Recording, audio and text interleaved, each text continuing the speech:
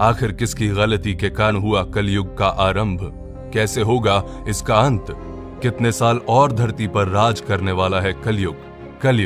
कलयुग यानी आज का युग जिसमें हम जी रहे हैं। कितनी पीड़ा, कितना दुख, कितनी यातनाएं हैं इस कलयुग में, फिर भी हमें जीना तो पड़ता ही है।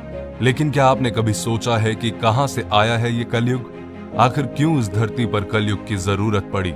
आज की इस वीडियो में मैं आपको बताऊंगा कि आखिर क्यों और कैसे इस कलयुग ने धरती पर जन्म लिया और कैसे इसका अंत होगा।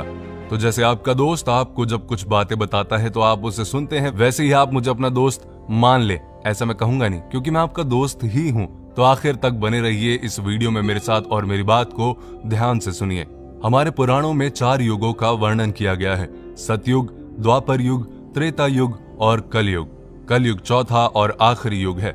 शास्त्रों में बताया गया है कि कलयुग के अंत में जब कलयुग अपनी चरम सीमा पर पहुंच जाएगा, तब भगवान विष्णु अपने 10वें अवतार कल्कि के रूप में अपने देवदत्त घोड़े पर सवार होकर आएंगे और इस कलयुग का अंत कर देंगे।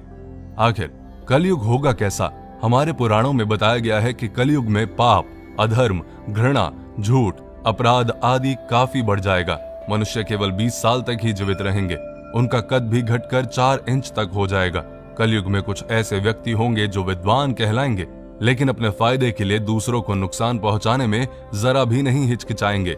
कलयुग में लोग अपनी संतानों के मोह में इतना डूब जाएंगे कि संतान का विकास ही रुक जाएगा और बच्चे माता पिता के प्रेम में फंसकर ही रह जाएंगे। कलयुग में अगर किसी दूसरे की संतान साधु बने तो उसके दर्शन अवश्य करेंगे, लेकिन अगर खुद की संतान साधु बने तो निराश होकर रोएंगे और सोचेंगे कि आखिर उनकी संतान ने ऐसा क्यों किया।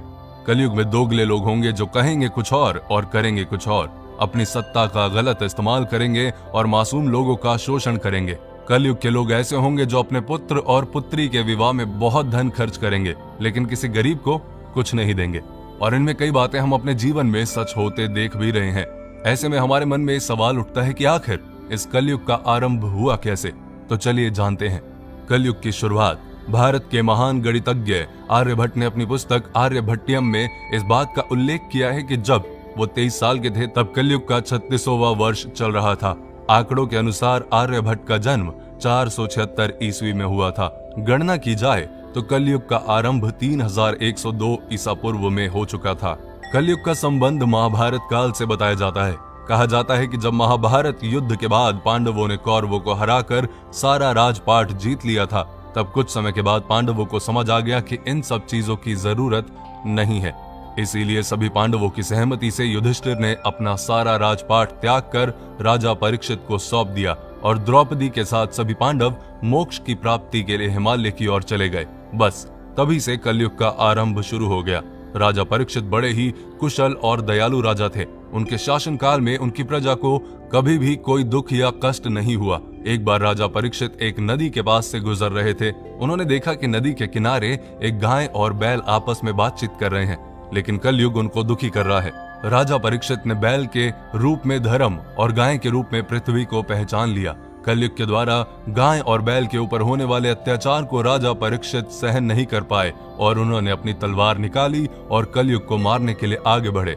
राजा परीक्षित का क्रोध देखकर कलयुग कांपने लगा। कलयुग भयभीत होकर अपने राजसी वेश को उतार कर राजा परीक्षित के चरणों में गिर गया और क्षमा याचना करने लगा। राजा परीक्षित ने शरण में आए हुए कलयुग को मारना उचित ना समझा और उससे कहा, कलयुग तू मेरे शरण में आ गया है, इसलिए मैं तुझे जीवन दान दे रहा हूँ, लेकिन अधर्म, पाप, झूठ, चोरी, कपट, दरिद्रता आदि अनेक उपद्रवों का मूल कारण केवल तू ही है। तू मेरे राज्य से अभी निकल जा और फिर कभी लौट कर मत आना। परीक्षित की बात को सुनकर कलयुग ने कहा कि पूरी पृथ्वी पर आपका निवास है। पृथ्वी पर ऐसा कोई भी स्थान नहीं है जहां आपका राज्य ना हो। ऐसे में मुझे रहने के लिए स्थान प्रदान करें। तब राजा परीक्षित ने सोच विचार कर कहा, झूठ, धूत, मद्यपान, परस्त्री गमन और हिंसा, इन 4 स्थानों में असत्य, मद, काम और क्रोध का निवास होता है, तो इन 4 स्थानों पर रह सकता है। लेकिन इस पर कलयुग बोला, हे राजन, ये 4 स्थान मेरे रहने के लिए अपर्याप्त हैं, अन्य जगह भी प्रदान कीजिए मुझे। इस मांग पर राजा परीक्षित ने उसे स्वर्ण के रूप में 5वां स्थान प्रदान किया। स्वर्ण रूपी स्थान मिलते ही कलयुग ने राजा परीक्षित के सोने के मुकुट में वास कर लिया। कलयुग को इन स्थानों के मिल जाने से प्रत्यक्षता तो वहां से चला गया, किंतु कुछ दूर जाने के बाद अदृश्य रूप में वापस आकर राजा परीक्षित के स्वर्ण मुकुट में निवास करने लगा और फिर धीरे धीरे पूरी धरती पर फैल गया। कलयुग का अंत ब्रह्मवैवर्त पुराण में बताया गया है कि जब कलयुग धरती पर अपने 5000 साल पूरे कर लेगा तो गंगा नदी सूखी पड़ जाएगी। जब 10,000 साल पूरे हो जाएंगे तो धरती पर वास करने वाले देवता अपने धाम वापस आ जाएंगे और ये धरती देवता विहीन हो जाएगी। इस धरती पर केवल अधर्म का वास होगा। कोई भी मनुष्य पूजा पाठ नहीं कर पाएगा। रिश्ते तो बस नाम के रह जाएंगे। सब लोगों की बुद्धि भ्रष्ट हो जाएगी जो केवल धन के बारे में ही सोचते रहेंगे। लोग हमेशा अशांत रहेंगे। कोई गुरु का आदर नहीं करेगा। ब्राह्मणों का ज्ञान खत्म हो जाएगा। क्षत्रियों का साहस खत्म हो जाएगा। शोषण करने वाला राजा होगा और प्रजा भी एक दूसरे पर अत्याचार करने से पीछे नहीं हटेगी और एक दूसरे की जान की दुश्मन बन जाएगी और अंत में सब कुछ नष्ट हो जाएगा। फिर कलयुग अपनी चरम सीमा पर पहुंच जाएगा और तब भगवान विष्णु अपने 10वें अवतार कल्कि के रूप में आएंगे और केवल 3 दिन के अंदर ही सभी अधर्मियों का नाश कर देंगे। तब बहुत तेज बारिश होगी जो कि भयंकर तूफान के साथ पूरी पृथ्वी को पानी से डुबा देगी। उसके बाद आकाश में एक साथ 12 सूरज उगेंगे और जिसके प्रकाश से धरती का सारा पानी सूख जाएगा और फिर से एक युग का जन्म होगा। कितने साल बाद होगा कलयुग का अंत? शास्त्रों में बताया गया है कि धरतीवासियों का 1 साल देवताओं के 1 दिन के बराबर होता है। एक संक्रांति से दूसरी संक्रांति को एक सोलर मास कहा जाता है। ऐसे 12 सोलर मंथ का एक सोलर वर्ष होता है जो देवताओं का 1 दिन और रात होता है। सतयुग को 4800 दिव्य वर्ष का बताया गया है। त्रेता युग 3600 दिव्य वर्ष का था।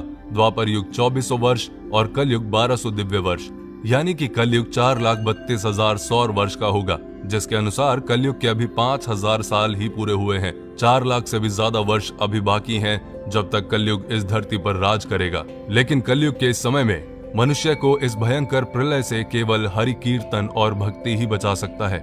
तो अपनी लाइफ में ध्यान रखिए कि दूसरों को दुख देने से कुछ नहीं होगा। भक्ति में ही शक्ति है। भजन करें, कीर्तन करें, दूसरों की हेल्प करें, अपना ध्यान रखें और अपनों का ध्यान रखें।